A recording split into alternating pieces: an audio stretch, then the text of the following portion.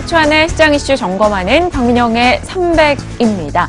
연말입니다. 연말이다 보니 여기저기 송년회 모임도 생기고 괜히 들뜨는데 나지막히 달력을 쳐다봤더니 이제 정말 마지막 달이더라고요. 내년이면 한 살을 더 먹는구나 라고 생각을 하다 보니 이렇게 시간이 빨리 가는데 40, 50, 60이 금방 될 거고 그럼 한두 군데 아프기 시작하겠지라는 고민을 하기 시작했습니다. 그러다 보니 의학이나 의료, 제약, 바이오, 헬스케어가 빨리 급성장을 해줘서 더욱 발전했으면 좋겠다라는 생각이 들었는데요.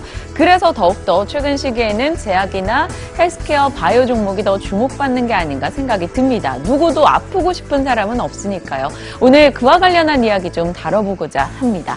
일단 고령화 이야기를 헬스케어 산업 성장에선 빼놓을 수가 없더라고요.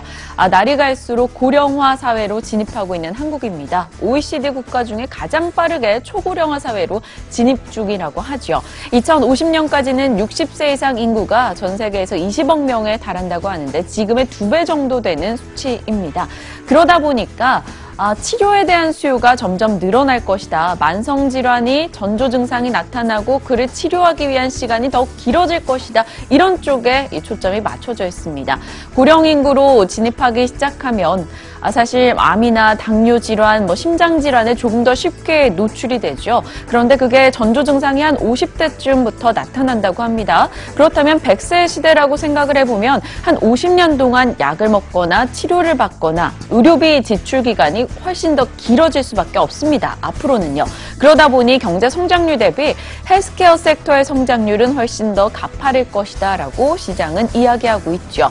그리고 헬스케어 섹터가 가지고 있는 모멘텀 또한 계속해서 추가되고 있습니다. 증시 주도주 역할을 미국이나 한국이나 마찬가지죠. 기존에는 IT 종목들이 주로 해왔었는데 최근 들어서는 IT와 헬스케어, 이렇게 헬스케어가 조금 더 역량을 키워나가는 모습이 나타나고 있습니다.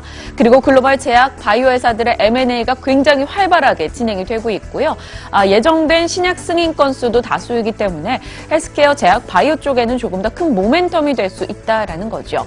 여기에 초고령화 사회가 비단 한국만의 문제가 아니라 글로벌 트렌드로 자리 잡고 있다라는 겁니다. 중국 역시나 고령화되고 있고 노령화 인구가 매년 급속도로 증가하는 모습을 확인할 수 있는데요. 그로 인해서 중국에서도 지금은 의료나 의약품 시장이 굉장히 핫하게 커져가는 중이라고 합니다. 의료나 의약품 시장은 연평균 16% 성장을 기록하고 있고요. 2020년까지 약 4조 위안 규모가 된다라고 합니다. 4조 위안 생각해보니 670조 원대 시장으로 성장을 한다라는 거죠. 그렇다면 앞으로 이런 시장을 잡아나갈 섹터 종목 어떤 것이 있을까? 우리는 궁금증을 가질 수밖에 없겠죠. 전략적인 측면에서 또 새로운 시각을 내놓은 하나금융투자증권의 의견을 좀 빌려왔습니다. 코스피 200이 한 2년 동안 지수 상승의 중심에 서 있었습니다. 그렇다면 코스피 200 종목 내에서 어떤 종목들이 관심을 받고 올라갔는가 살펴봤더니 실적 기대가 있는데 기관이 그간 많이 사지 않았던 종목들이 최근 2년 사이에 기관 수급이 더해지며 가파르게 올랐다라는 겁니다. 삼성바이오로직스, 삼성전기, SK하이닉스, 카카오 등이 올 한 해 좋았던 움직임으로 포착이 되고 있고요. 이러한 논리를 코스닥에 적용을 시켜본다면 어떤 종목이 꼽힐까요? 하나금융투자증권에서는 셀트리온 헬스케어를 이야기하고 있습니다. 내년도 실적 기대가 있는데 현재 기관 수급이 비어있다라는 거죠. 7월 28일에 상장을 하고 나서 기관 투자자가 갖고 있는 자신들의 물량 90% 정도를 매도했습니다. 그리고 이것이 채워진다면 주가는 더 가파르게 올라갈 수 있다 쪽에 초점이 맞췄고요. 코스닥 150 지수로 매수가 유입될 경우 패시브 자금이 들어올 경우 이제 셀트리온이 코스피로 이동한다면 시가총액 1위 자리를 차지하게 되는 셀트리온 헬스케어가 아무래도 수급적으로 유리하지 않겠는가. 그렇게 해서 들어오는 금액도 무시할 수 없다라는 이야기가 나오고 있는 거죠. 셀트리온 헬스케어 풍기 현상을 예상을 하고 있습니다. 하나금융투자증권에서는 램시마, 허주마, 트럭시마 말 그대로 이 3마 기대감을 더 키워나가고 있습니다. 셀트리온 이전에 따른 수급 반사이익을 느낄 수가 있고 코스닥 패시브 자금이 집중된다면 결국 셀트리온의 이런 바이오 시밀러 제품이 잘 팔려서 그를 유통하고 있는 셀트리온 헬스케어 역시나 좋은 실적을 낼 것이다 라는 거죠. 목표 주가 12만 원까지 이야기하고 있습니다. 여기에 또 하루 사이에 셀트리온 관련해서 추가된 소식이 있었죠. 문재인 대통령의 방중이 지금 한참 진행 중인데요. 어제 가자마자 11개 MOU 체결 소식 등이 전달이 됐습니다. 그중에 하나가 바로 셀트리온이었는데요.